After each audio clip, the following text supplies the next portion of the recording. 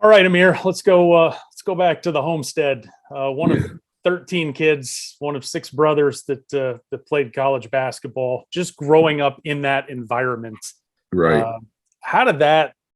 I assume your competitive skills were honed at a very early age. Yeah, no, absolutely.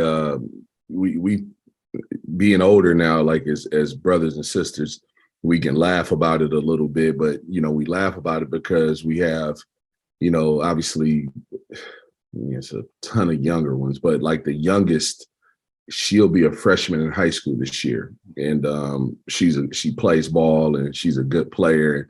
It's funny to see how much of us is in her, so yeah, like from as early as I can remember, hanging a wire hanger, through a door, balling up a pair of socks and playing one-on-one against my brothers, like that was I think that's where it started, or whether it was on the track in the summertime, competing against my sisters who were really good at track and basketball respectively. So we get it honest. It was in us from the get-go, and it taught us probably more about life than I think we all realized at the time. So it's been a blessing to have, obviously a ton of siblings that you can compete with, and iron sharpens iron, as they say. And it's been a blessing, and it's really a testament to our parents. So that's the great part about it. Nothing like that family iron to sharpen, maybe No even a question. little a little No bit more. question. When did basketball become the thing for you, though? It was, I can think back to as early as, seven. We had a Pee Wee league in East Point, Georgia. We used to play at two rec centers, or three really: Jefferson Gym, Sumner Park, and Charles A. Green Rec Center. And I was on a team when I was 7 and 8, but then when I was our 9 and 10 years, right? My first year I was on a team called the Bucks, and we had the best player in the rec league, a guy named Kamal, and we ended up winning the championship. And then the next year, when I was 10, we went 14-0 in the regular season and lost in the championship. And I think back to those days, Jeff, a lot, just because I think those were the days that shaped me. That's a lot of winning at a young age. And my dad was my coach, and so um, just it wasn't just about like, even when we won, there was always a lesson in winning. And so I would probably say about 8 or 9 years old, I started really, and I'm going to say this because I think I fell in love with it at a later time. I started enjoying the game at 8 or 9 years old. And I probably ended up falling in love with it. Believe it or not, this is crazy. Going into my sophomore year of junior college at Garden City. So to answer your question, 8 or 9 years old. You said Garden City Community College. There was where you started your college career, and then ended up at Southeast Louisiana with Yep. Billy Kennedy, Yep. who once upon a time had recruited your brother Sharif to Yep. California. Uh, we know basketball, and especially recruiting, is all about relationships. Was there anywhere else you were going other than Southeast Louisiana, or was the Billy thing just too strong to ignore? Well, you know what? It's good. I always say this, and my dad actually said this a lot. It was, he's like, whenever you're making a decision, take counsel, right? And when I was coming out of high school, Coach Kennedy, I want to say he had maybe been at Southeastern for a year or so, maybe something like that. But Coach had never saw me play in a high school game. But I think just on the strength of his relationship with our family, he was going to give me a scholarship. Well, I ended up having to go to junior college for 2 years, and red shirt my first year, play my second year, and I had a really, really good year. And they had been recruiting me the whole year, but I'll never forget, I had a game against Hutchinson Community College. I had like 41. And anytime you get a number like that in junior college, people, kind of catches their attention. So I started getting recruited heavily. I'm talking about Dayton, Central Florida. I had Texas A&M at one point. I remember even getting a call from Oklahoma. But long story short, when it came down to making the decision, I took 2 visits. I went to Central Florida. I went to Southeastern Louisiana. And I literally, I was like, man, Orlando is really nice. And man, I really like Orlando. And I never forget calling my brother and saying, my brother asking me so, man, what you thinking? What you going to do? And I'm like, man, I really like Central Florida. And he was like, why? And I was like, man, Orlando, man, it's just a big time city. I really like my visit. He goes, well, what feel did you get from the coach? And I go, well, man, he never looked me in the eye when I was talking to him. Right. And that's something my dad was always really big on. And so Sharif goes, so you're going to Southeastern then? And I said, well, how you say that? And he goes, well, at the end of the day, Amir, this thing is about relationships and who's going to look out for you, care for you, push you. Who's going to do that better than Coach Kennedy? All right, yeah, you're right. I'm going to Southeastern Louisiana. And that was kind of the end of it. And that relationship right there, if you would have told me at 13, answering the phone calls when he was calling Sharif for recruiting him for Berkeley, and I've got a screen every call, and if it was Coach Kennedy or Coach Bozeman, he was taking those calls. If you would have told me at 13 that relationship would guide me into the career path that I chose, I would have probably been like, nah, you're crazy, but it did. So, really thankful for that. So who were you keeping off the phone to your brother when you were 13? Man, now, Jeff, he had everybody in the country calling, literally everybody recruited him. And so ultimately, he would talk to, always talk to Coach Kennedy and Coach Bozeman at Cal. Tommy Amaker, who was at Duke at the time, I believe. I think he really enjoyed talking to Coach Amaker. Whenever John Thompson or anybody from Georgetown called, Georgia Tech when Coach Crimmins was there, those were the calls that he consistently took. Nolan Richardson and Mike Anderson, they were at Arkansas. He consistently took those calls. Everybody else, it was kind of just, I'll never forget this. I never forget it. He didn't take a call from Rick Pitino when he was at Kentucky. And I remember asking him why. And it was funny, man. It was something about they sent him a depth chart or something like that. And, he would have been behind Walter McCarty and 3 other people. And he was like, man, I ain't going there. So it was, I was like, man, but it's Rick Pitino. It's like, man, I don't care. So. Well, you graduate from Southeastern in 2004, yeah. And then Billy spends one more year at Southeast before he leaves there, goes to Miami for a year, and then ends up at Murray State. And when he's putting his staff together, gives you a call there in the summer of 06 to come in as a grad assistant. How easy of a decision was that for you? I guess what was your thought process and sort of starting your coaching journey at that point? Well, initially, this is how crazy it is. I was going to go to Miami as a GA because he was there. And it was going to be him that helped me get in there and everything. So when he gets the Murray job, he calls me and he goes, hey, man, I just took this job at Murray State. Man, I'd love for you to, come be a GA. He goes, but look, if you want to come down here to Miami, I know we already had this in place, man. I'll still help you do that. And I'll coach, man, I'm coming to Murray. What are we talking about right now? And so it was easy. Come on. The dude that, man, coaches, I don't know if I can describe fairly, the impact that he had on me as a player and what our relationship is. He and Mary both, as good of people as you'll ever meet. So it was an easy decision. Now, I had never been to Murray, you know what I mean? That seems to be the story of everybody as they get there. They're like, I've never been to Murray before. Yeah, I've never been to Murray. I'm not gonna lie to you. It was a couple of times in there, that first year where I was like, man, I probably really love to be in South Beach right now. But it was still the best being there, with him, and obviously Prome was on that staff as well. There's so many pieces to a staff, and I think just from the outside, you see the head coach, you see the assistant coach, and then you see the guys either in the second row on the bench during games or maybe at the end.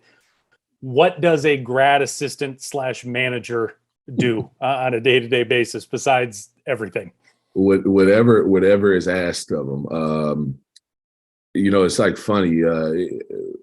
I was really fortunate there to learn from, I mean, you think about that first staff we had at Murray, and Steve is the assistant coach, Dusty May, who's now a head coach at FAU, Chad Dollar, who's now an assistant coach at Cincinnati. Like, that was the first staff. And so it was really, Coach Kennedy's thing for me was like, he wanted me being around those guys. And it was more so to be a bridge, I thought, between, him and them. Right. And kind of help him and the staff, just kind of understand each guy. Cause it was things that, I lived with Dwayne Paul and Ed Horton, and it was things that they would share with me that they weren't going to share with Coach or just share with Steve. And so in my own way, without breaking that trust of, what they would share with me, like it might be something as simple, Jeff, as like, hey, Jeff, or hey, Coach, man, you need to take Dwayne to lunch today, man. He just needs some time with you. So, it was almost like a big brother role, liaison role. But then, I did equipment, I did laundry, helped out in practice. I was, I did a lot of, I could be in the gym with the guys. So it was a lot of on-court work, just helping them, whether it was improve their jump shot, their finishing. And the craziest thing about it, Jeff, is at 24, 25 years old, however old I was, like thinking back on it now, like I had no clue what I was doing, like zero, but what I did know was that those relationships mattered, right? And being there for those guys mattered, and being able to be that bridge, from them to Coach, it mattered. So that was like the gist of it. But again, I say this all the time. It's unbelievable what can happen when nobody cares who gets the credit, because, you fast forward 2 years after that, and I become the third assistant, and I skipped a step, right? Like normally guys go from graduate assistant to ops, right?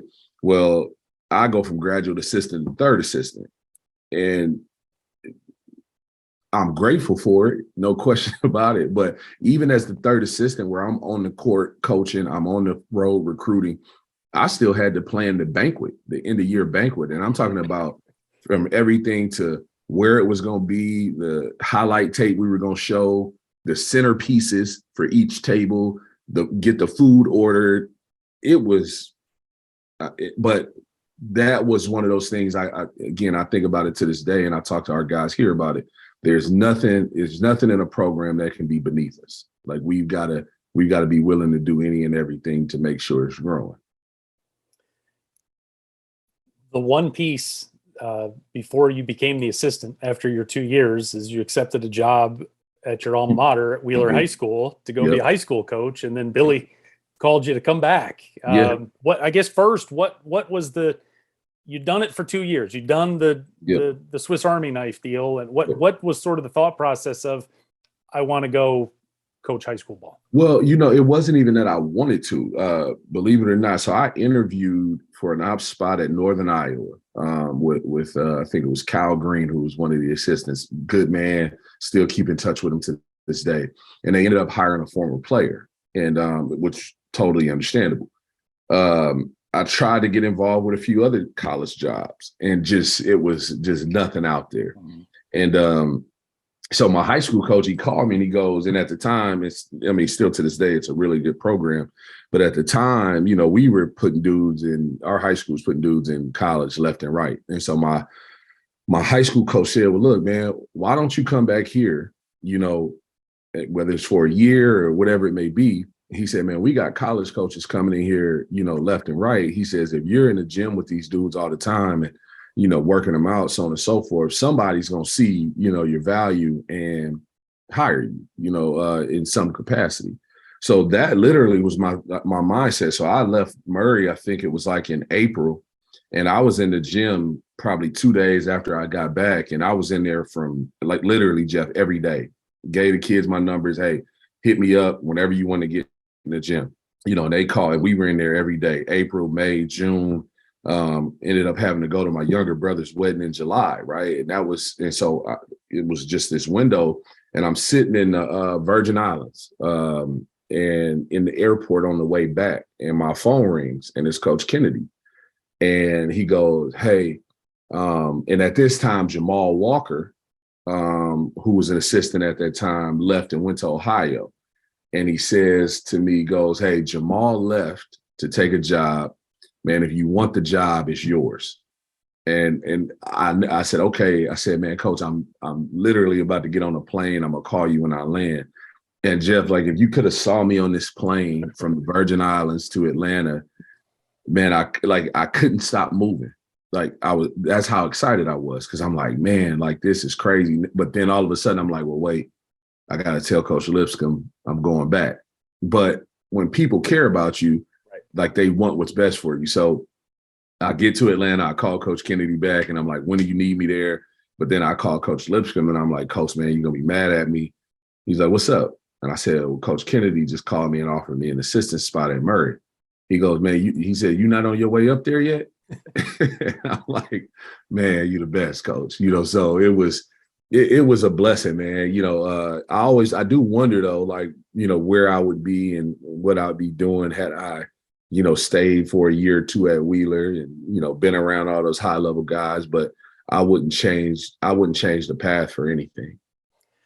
So when you walk back into Murray, now you're walking in, to your point, 2 steps higher than when you just walked out the door, you know, a little while ago. In terms of the relationships with the players, and did it change any? I mean, you're in a different chair now. And, and it's not that you're going all the way to the head coach, and obviously things change wildly at that point. But how did those relationships change? You know, like that, I think that was the thing I did a good job of as a GA, because even though like I was around him and had a really close relationship with him, I wasn't going partying with him. You know, I wasn't going to, you know, Big Apple Cafe with him or anything like that. Like I was in the gym. And again, like I said, I lived with Dwayne Paul and Ed Horton. And so like, I'll never forget they threw a house party one night at the apartment, and I'm not going to tell them, hey man, you can't do it. You know, man, I just locked it. I was just in the room. You know, I'm not man, I can't be out here with that. You know what I mean? And so that helped me, you know, and I'm not thinking, hey, one day I'm going to be an assistant at the time. I just, you know, man, I know there's a respect level I wanted them to have for me. Right. And so if I'm hanging and partying with them and then I'm telling them, man, you got to be serious about it. And they looking at me like, man, you hanging and partying with us. What are you talking about? You know, I just didn't want it to be that way. So when I walked back in, 2 things. It was a fairly new team than the team that I was a GA for, you know, because you get, you know, Tony Easley and Tyler Holloway are going into their junior years. Kevin Thomas is going into his senior year.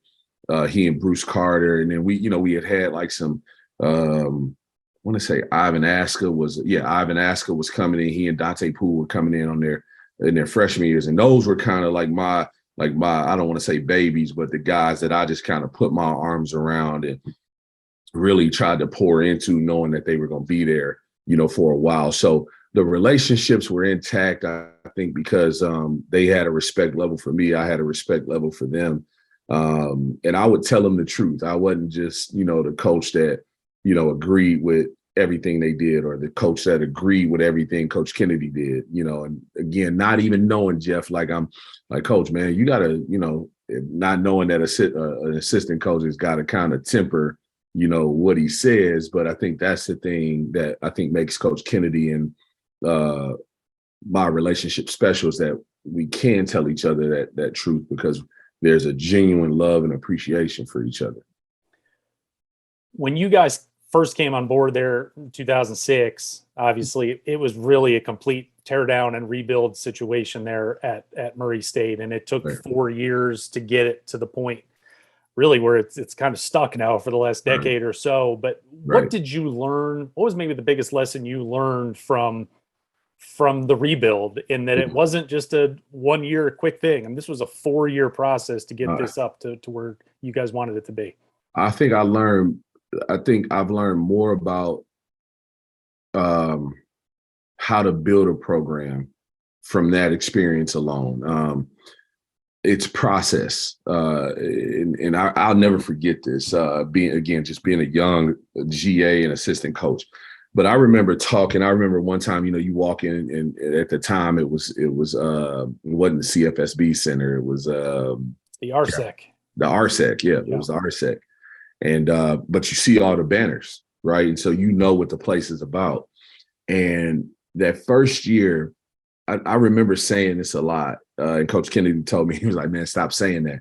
But I was like, man, we got to be about championships. We got to be about, like, you see this place, they're about championships. And I remember one day he goes, man, stop saying that to him. He was like, they have no clue, what it means to be a champion. Like right now, we've got to be about helping them build winning habits before we can ever be champions. Like, Jeff, to this day, like that's like, even in where I am now, like I have to remind myself of that daily sometimes. And and that's the thing. I think that also makes Coach Kennedy one of the best coaches I think I've ever been around, for sure. Because I mean, when you think about it, this is no knock to any coach that was there before him or after him, but every coach that has inherited that program has inherited a pretty dang on good team from the guy who left, right?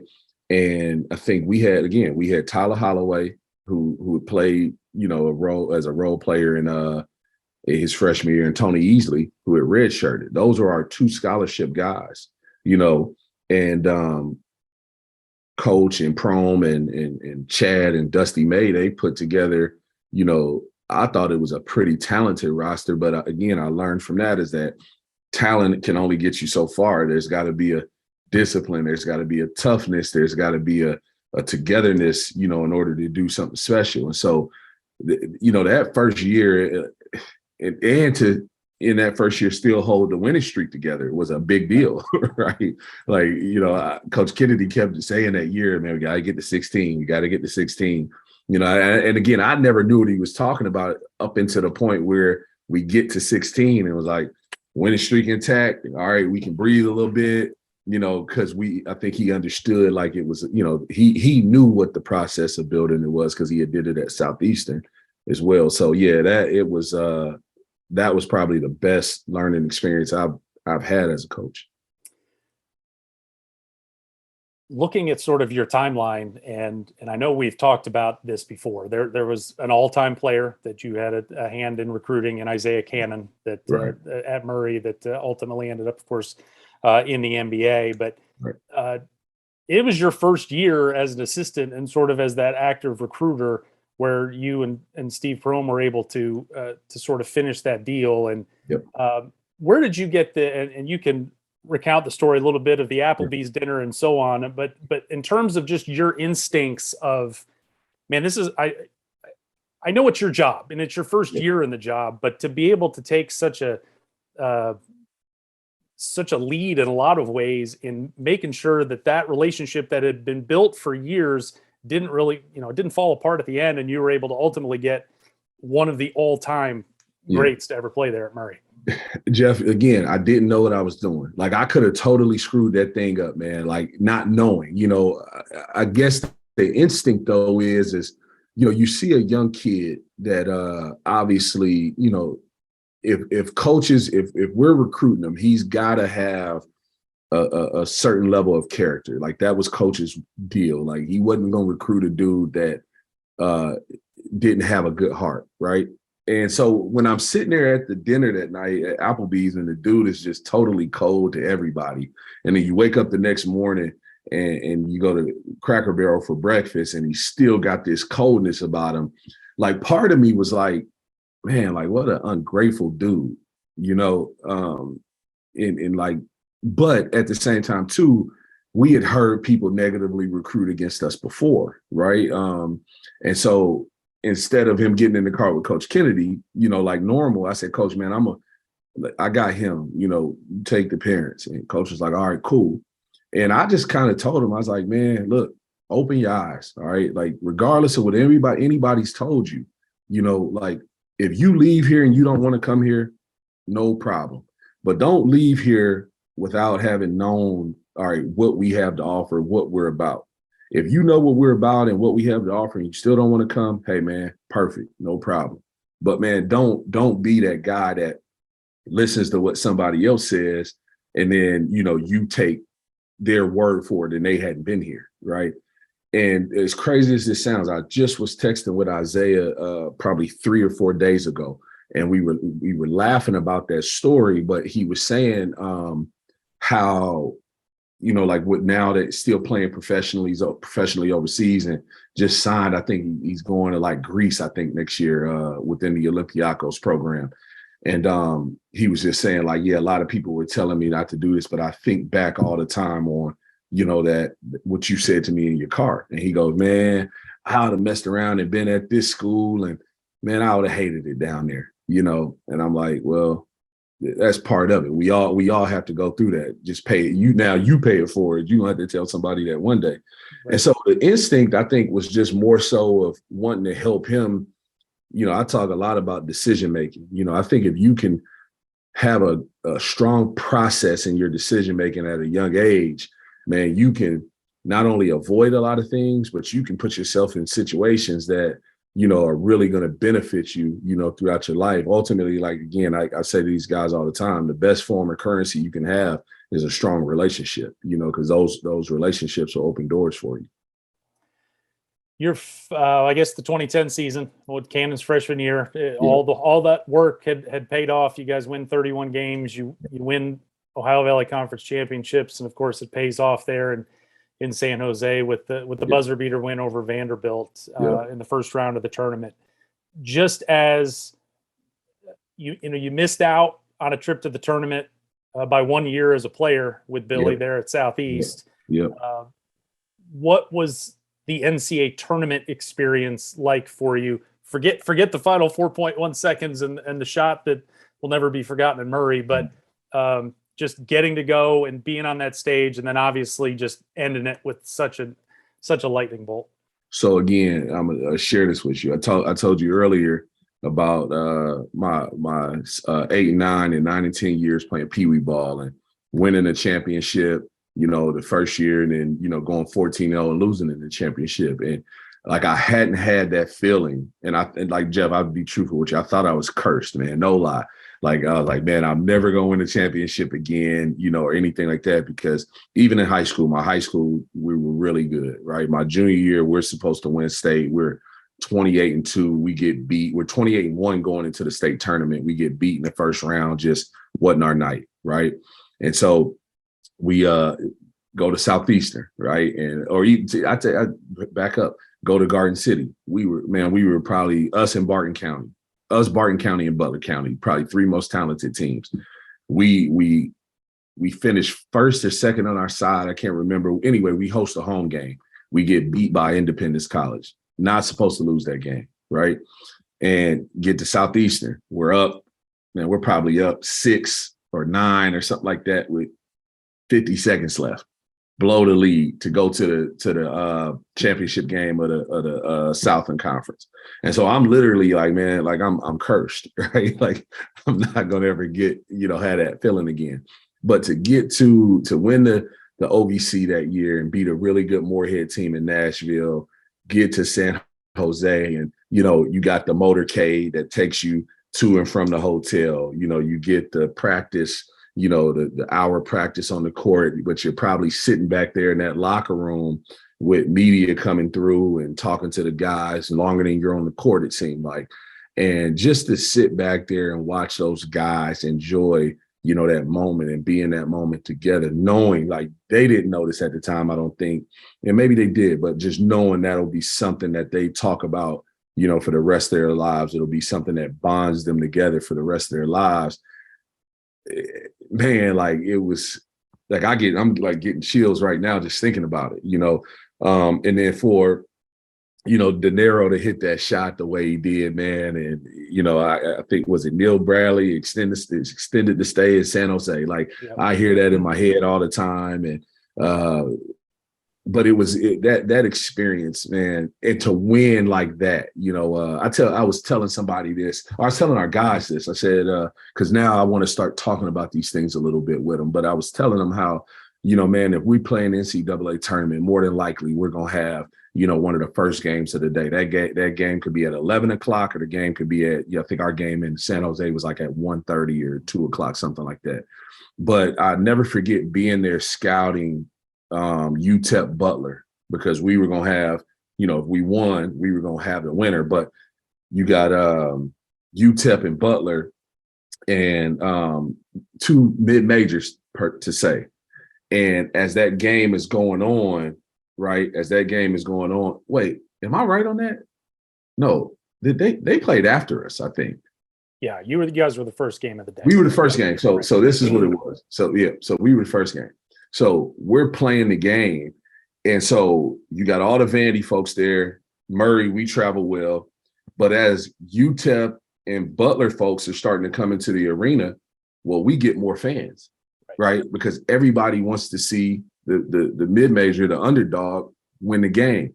And so it was like almost it turns into the RSEC, right? And now instead of it being, the Vandy fans that are the loudest, and I don't even know if they were louder than the 500 folks or so that we had from Murray, but now we've got an arena full of people rooting for us to be, in a sense, Goliath. And so De Niro makes that shot, and I'm telling our guys, it's nothing like that arena being for you, right? And when we get there, that arena will be for you. But we've got to put our work in to get there. So that experience, man, I wouldn't trade that for the world. Like, going to 2 Sweet 16s at Texas A&M was awesome, but that deal right there, yeah, hard to beat it. Hard to beat it. Steve Prohm was an assistant with Billy at Southeast Louisiana when you played there. You spent a handful of years there. The three of you were together for a handful of years there at Murray as well. What is the most sort of important part of having coaches bounce around? And we'll get to you bounced around a little bit here after you left Murray, but to have that just continuity for almost a decade with so many key pieces. How important is that on a staff to just not have, but just have guys that I reading stuff that Billy has said about you guys, that he's just like, they know how I want things done. And I assume that's as an important piece to the puzzle as anything. It's huge. And to have Prohm there was, like Prohm had been with Coach, think about this, Jeff, since like he was at Centenary. Prohm, he would tell me these stories about when he was sleeping he was sleeping in the dorms. Like that's where his room was. He didn't even have an apartment or a house. He lived in the dorms, right? And so to have somebody who had, I personally seen, walk that walk with Coach and know exactly what Coach wants to do, how he wants to do it, not only seeing it as a player, but then also as a GA, and then coming into being an assistant coach.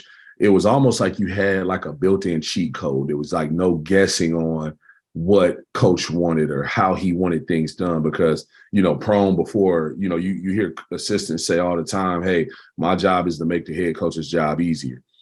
To have Prohm in that role, I thought it helped Dusty, it helped Shad, it helped Jamal, it helped Isaac, it helped myself, right? We wouldn't have been able to be as helpful to Coach without Prohm. And so that continuity, like as crazy as this sounds, I almost feel like sometimes staff continuity is just as important as player continuity, right?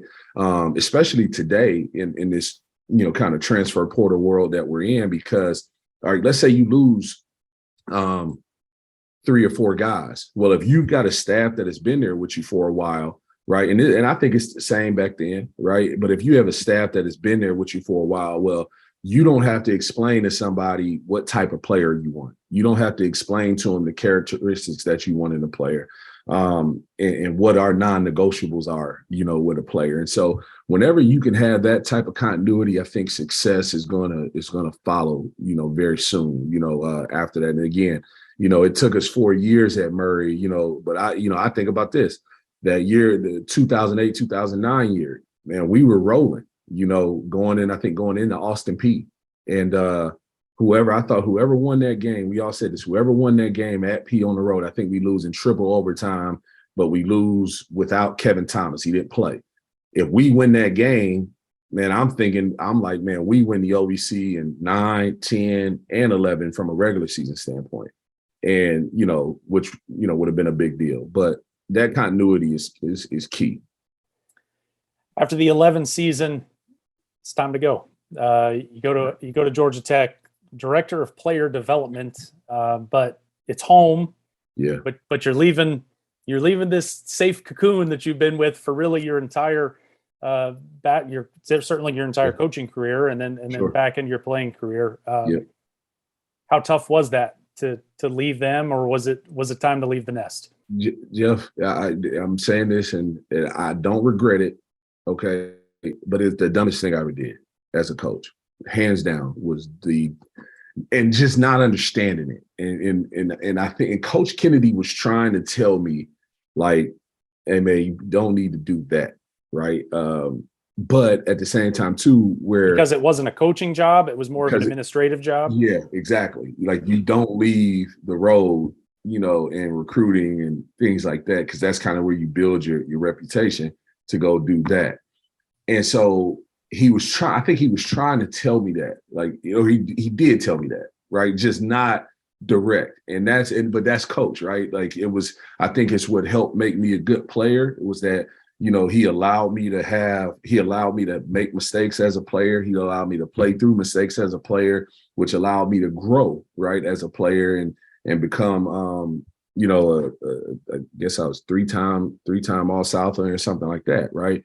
And I think it's the reason why I'm able to sit in this chair today is, he allowed me to grow. And I think without telling me, like, hey man, you need to stay here, he knew it was probably time for me to maybe see some different things, see something else, and realize that, working for a guy like him was actually great, because, I enjoyed my year at Georgia Tech with Brian Gregory, learned a lot from him, especially, just from a organization standpoint. And then going to Charleston for 2 years, it was great just to be able to now be be the lead recruiter, right, on the classes that we were bringing in. And I thought I did a good job there, but being away gave me a better appreciation, for the man I think that Coach is, and the leader that he is, in a business that's very cutthroat. He has a very genuine and still has a very genuine and real approach to it that, I try to mimic here. After those 3 years at Tech and then at Charleston, you end up back with Billy at Texas A&M. Did your perspective on him change, how he did things? And obviously, the last time you were with him, he's at Murray State, and now he's at Texas A&M. Swimming in the deepest of deep waters there. Right. How did he change, and how did you have to, now you're not just recruiting, hey, we're going to hammer the Southeast, you're nationwide, playing for a nationwide program. Yeah. And Coach, he may agree with this, he may not, I don't know, but it's not a bad thing. I think, like, in this business, like, sometimes you can be at different places, right, as far as a job goes, and every job is different, right? You have to approach every job as different. Again, like at Murray, we could recruit Tennessee, Alabama, Georgia, Kentucky, and Florida, right? And we were going to be fine. We were going to be perfectly fine, and we were going to get good players.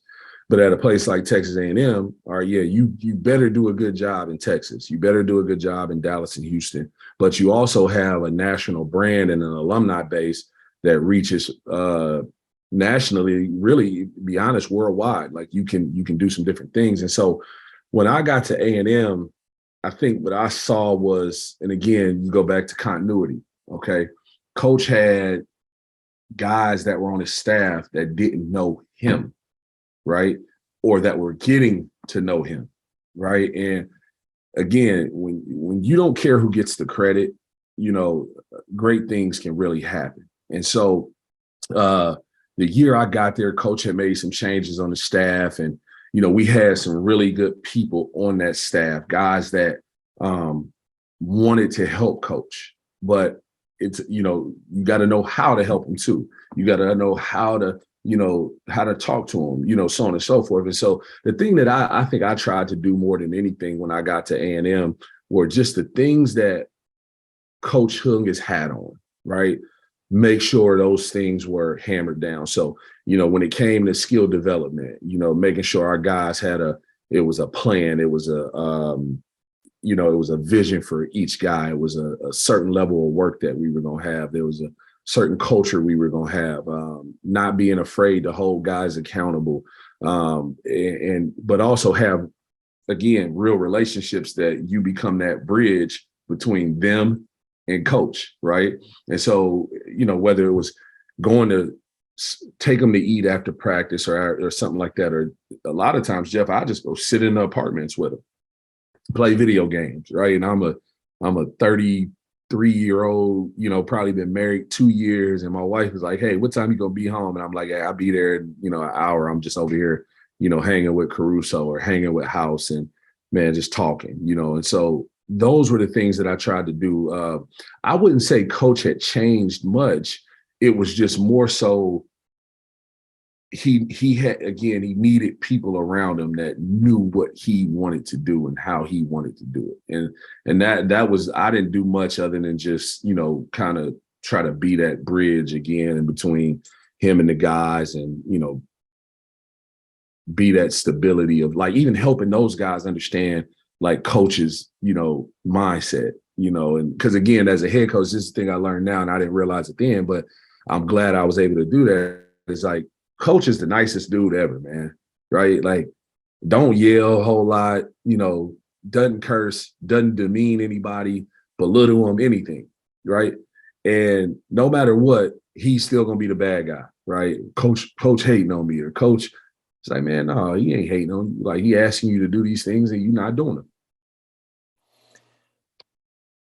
Everywhere you're at, you're trying to win, obviously. Yeah. And you are all, there is some semblance of professional survival you're all going through, because if you don't win, you don't get to stay.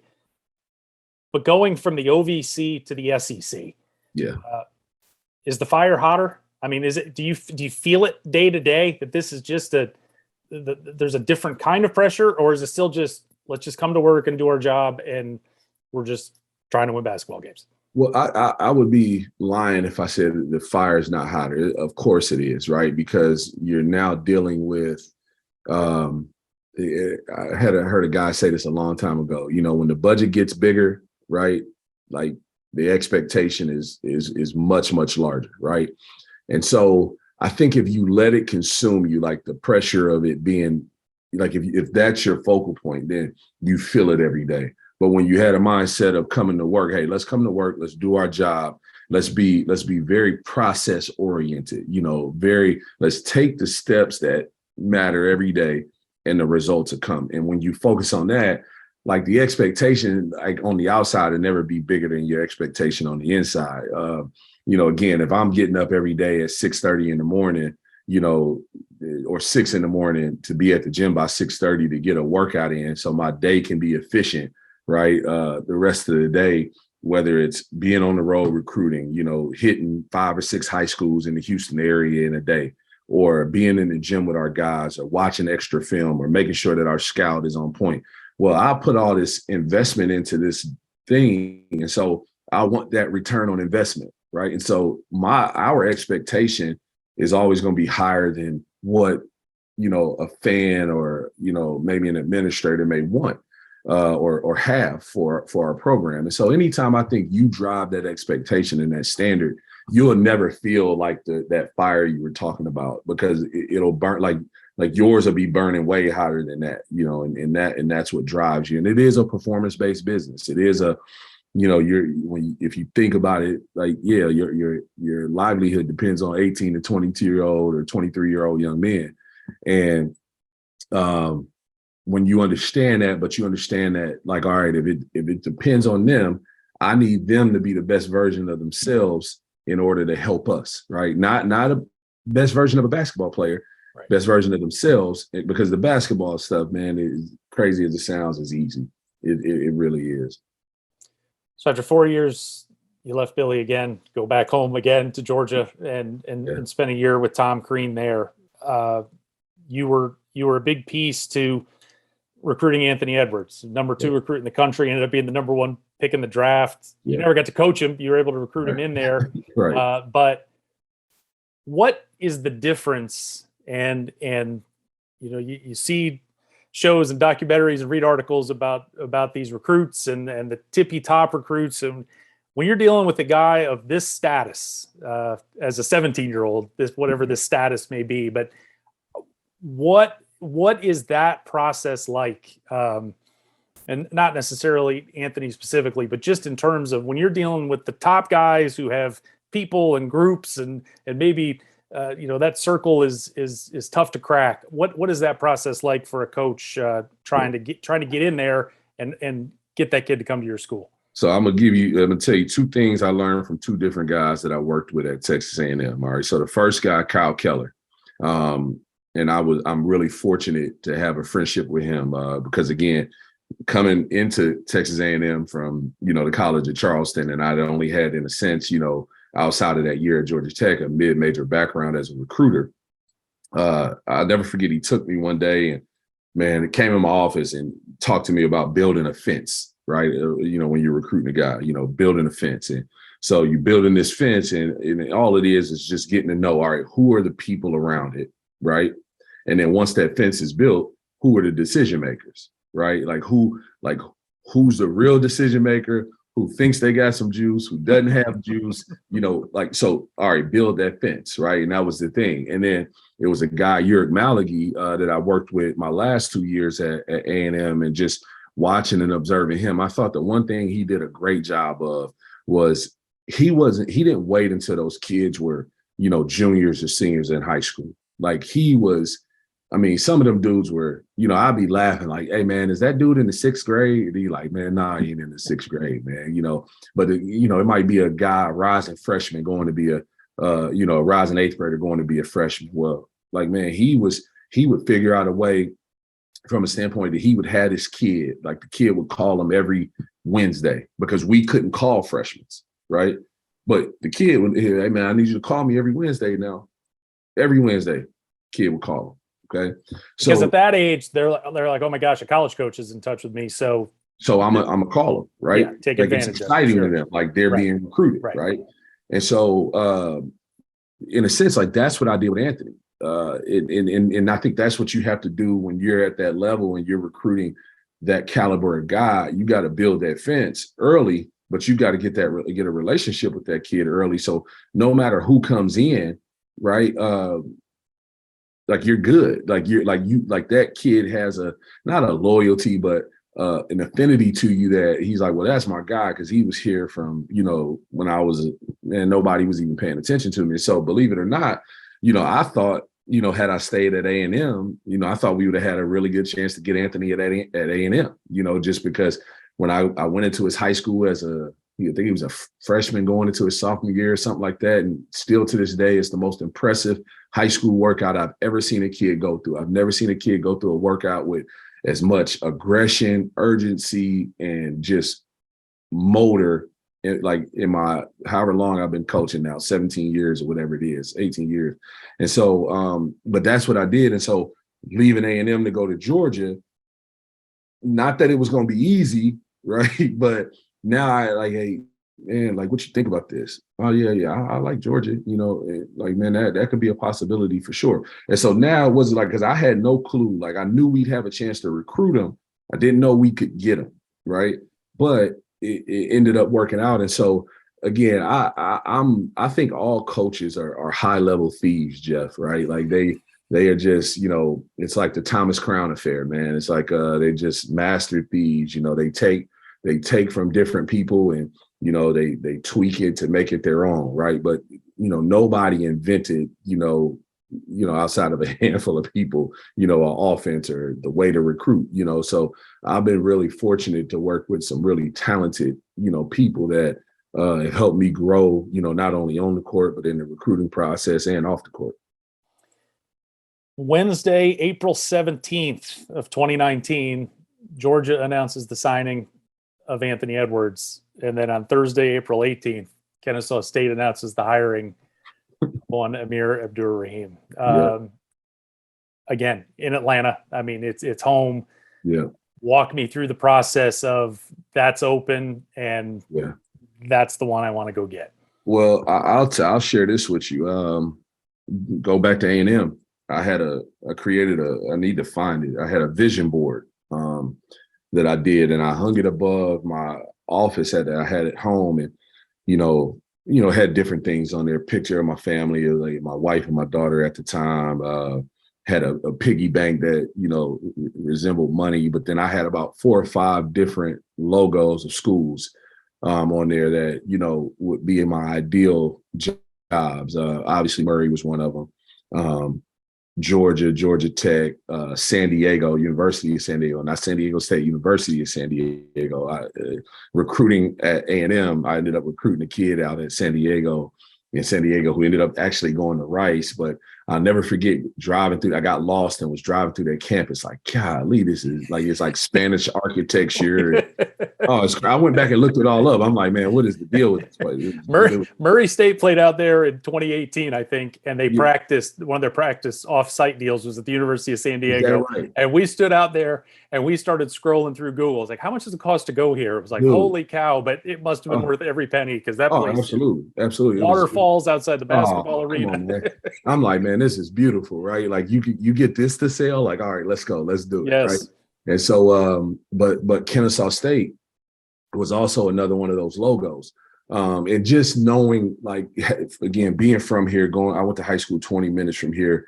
And then now, over the last 10 years, they've been having a lot of these events up at Lake Point, which is about 15 to 20 minutes north of our campus. And so anytime I was at A&M or Charleston, A&M, or Georgia, and I would come this way, like I'd always kind of get off at Chastain Road, kind of roll through campus like, man, this is really nice. And so, like, I thought it was, it's like be like the perfect place to start and build your, kind of build a program. And here we are. But, talk about April 17th, the signing, right, or whatever it was. And I don't know if I have ever had a more nerve-wracking week of just my life than that, because assigning a guy like Anthony, that's a relationship, again, like I said, that had been 4 years, built and in the making. And then there were people around it that I had real relationships with that, trusted myself and the coaching staff at Georgia, but trusted me to be there and things like that. And this may not be normal, I don't know, but like, it's just who I am, it's how I was raised. But, before I accepted the job, I called a few people. I called Anthony and I just said, hey, man, I got this opportunity, but like, if you need me here, like, I'll stay. Like, I'm good. I'm perfectly okay with it, and to all of them, they're like, nah, man, that's an unbelievable opportunity. You got to do that. Like, you got to do it. And again, I keep saying it, man, I'm just really blessed and grateful, like, that I've had really good people right around me and in my life. So that, like, I don't know if every coach would do that. Some guys just may take it and not say nothing. But again, I wouldn't have been able to recruit the players that I've recruited if it weren't for those, I call them like real relationships, where whether I got the kid or not, that person over there was going to be, okay with me no matter what, and I was going to be okay with them.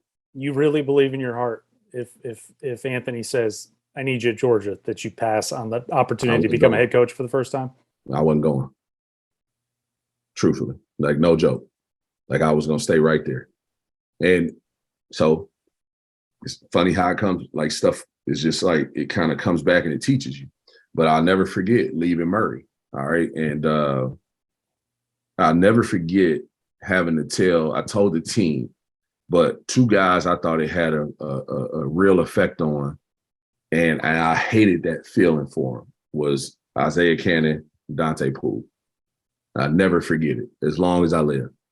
And I told myself, like, man, I don't ever want to have that feeling again, from that standpoint. Now, you're going to move on. You're going to have to do those things. But again, in that, like, when I left Murray, again, I didn't have to leave. You see what I'm saying? I didn't have to leave. Like, so it was almost like it was not almost, it was selfish, right? Because I was just only focused on what was best for me. right? And same thing with Georgia. Like we were going to be really good at Georgia. I truly believe that, and I thought we were going to be able to continue to recruit at a high level, and so I didn't have to leave. So if Anthony or anybody around him said, "Nah, I need you there," I wasn't going. Was Kennesaw the first job you interviewed for? First head coaching job? So I interviewed first for UC Riverside in it had to be 2016. It was after our first Sweet 16 run. I didn't get that one, obviously. And then the same year I interviewed for Kennesaw, I interviewed for William and Mary, and was one of two. And they gave it to another guy, but it was, again, man, the good man upstairs puts you exactly where he wants you. Yep. So those are my three that I was able to interview for. How much calmer were you as a presenter in 2019 walking into Kennesaw than 3 years earlier over at Riverside, walking in there for the first time trying to sell yourself? Man, I was as green as I don't know what in 2016, man. I'm just happy to be there. But what I learned from that experience in 2016 was that, and I say this not like they don't know what they're doing, because they do. They wouldn't be in those positions. But you're an educator in those interviews. You're educating that administration on what it takes, depending on, at least for the jobs that I've interviewed for, what it takes to build a successful program and sustain a successful program. And the first time, so when I go in 2016, man, I'm just like, yeah, it's great. Yeah, we would do this, and we do that, and yeah. And I'm just not even realizing it, And again, the AD that I interviewed with, believe it or not, she's actually our COO here at Kennesaw now. All right, Tamika Smith-Jones, and she was kind enough after to, I called her after she made her hire, congratulated. I said, hey, just wondering, what I could have done better, next time I just want to be more prepared. And she gave me the nice answer. She gave my agent the real answer. She just said, oh, you were fine. We just, we wanted to hire this guy because he had some international recruiting ties. My agent calls me a few days later and he goes, I told him, I said, yeah, man, I talked to him because she was good, He goes, yeah, I talked to her too. She said, man, you were just really green, And I was like, green? And he goes, yeah, this is what she said. And so it was perfect. So now when I go into William and Mary, or I came here, I came as an educator, not as somebody who just wanted a job. This is what we need to do. This is how we do it. These are the experiences I've had. This is what's worked. Every job is different, but this can work here, and this is why. So much calmer in 2019, much more confident, much. Again, I don't know, in 2019, and I didn't need it in 2016, but in 2019, if I didn't get it, again, like I said, I was fine. I was gonna be fine. Last question. You've been on 5 stops along your way. You finally got that break there in 19 at Kennesaw, but it's been a journey for you. For a young coach just getting into it. I guess go back and talk to 2006 Amir, getting into that first GA job, and man, you want to be a head coach, but this is going to be a 10, 15, 20, maybe 30-year journey to finally get that job. What is the best piece of advice you can give that up and coming coach who wants to make a go at this?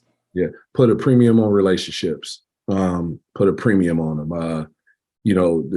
I think sometimes we can get caught up in networking, right, and just chasing, jobs. But it's more about the quality of person that you work with and the quality of the people that you work with that ultimately are going to, determine what your success is going to look like. And I think I did a decent job of that, in my journey.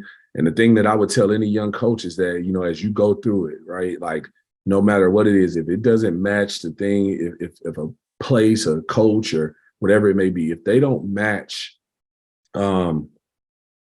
like your reason for getting into coaching, right? And you got to have a reason for getting into coaching. You know, mine was no joke. I had no intention in 2006 of ever coaching. It took Isaac Chu literally saying to me like, "Hey, man, you could be really good at this, but you can't have 1 foot in, 1 foot out." And my first year at Murray, I had 1 foot in, 1 foot out when it came to, you know, being a GA. Like I wanted to do everything, you know, pertaining to the players.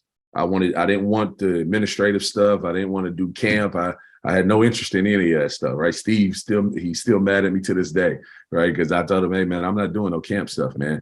You know, but when I realized like, okay, I can be good at this, and I was 2 feet in, you know, it's just my reason for coaching was wanting to be able to give back and share my experiences to hopefully help a guy, you know, reach his dreams a little bit quicker, right? Or sustain that dream that he has. And so if the head coach or guy you're interviewing with, like if that's not what he's about, don't do it. Put a premium on relationships, because again, if you have quality people around you, you're going to always have an opportunity to coach, to educate, to impact somewhere at some level.